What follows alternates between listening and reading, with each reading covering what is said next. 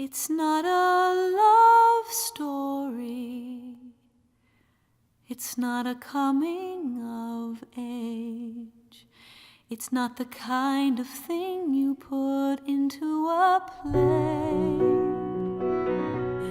So this is the first time that Tales is actually taking on the form of a book musical, that it's actually starting to, it's shifted from a song cycle. Can you say something about that process? It was a bitch. It's been horrible. It was really, really hard. We started out with trying to just take it was a 5-character, plotless song cycle. It didn't have any real story. It had an arc over the course of the evening. We still got to Holding On, but we felt like it wasn't totally resonating, and I think I was the one who sort of pushed for it.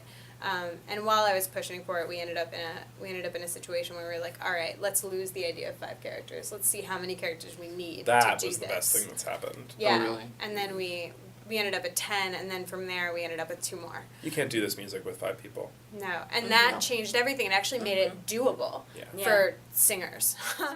And at first we weren't writing a show. We were just screwing around with writing pop songs. Yeah.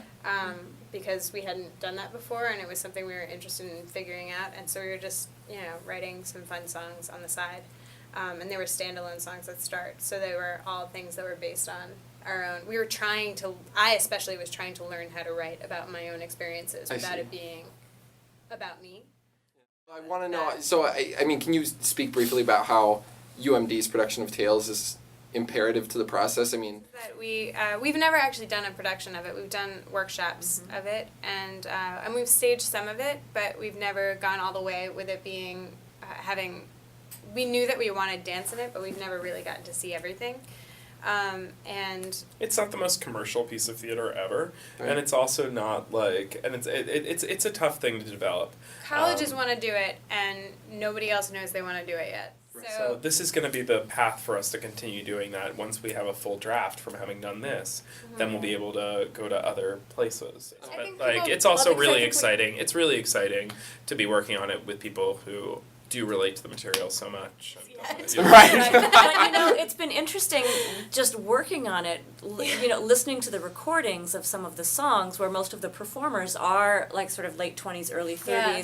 I was at first thinking, oh my God, how is this going to sit on our students? Yeah. And now I'm like, oh my God, how could anyone older do this show? So, what do you hope that people walk away from this show with? What do you hope that people... I hope that old people like it. Me too. I think they won't.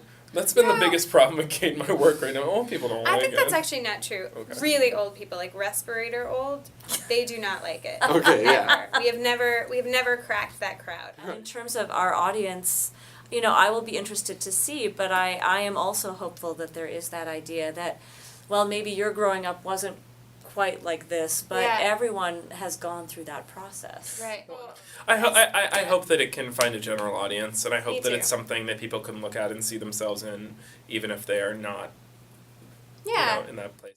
So how do you like Duluth so far? Yeah, we like the Fickers Brew House. Yeah. Yes. Fickers Brew House. That's We where like the we're gonna go for the Outburger. Wildfire. Delicious.